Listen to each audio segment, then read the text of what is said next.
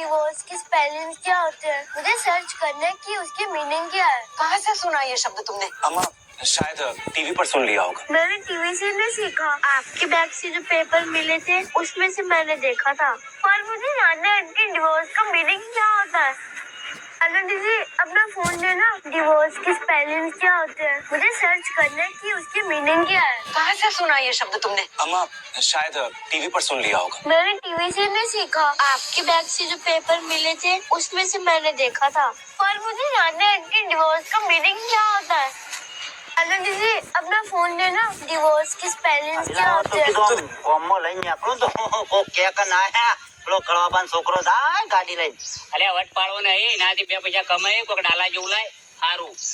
કમામ છે તમારા બાપુને કમાશે કે ખેતરમાં આપણે હું કમાવું હાલ એ ફ્રી ચોવીસ કમાય પછી આપણે હું કમાય તો મોટો છું અમારે તો પેલા ટીના નોકરી કરી ગયા.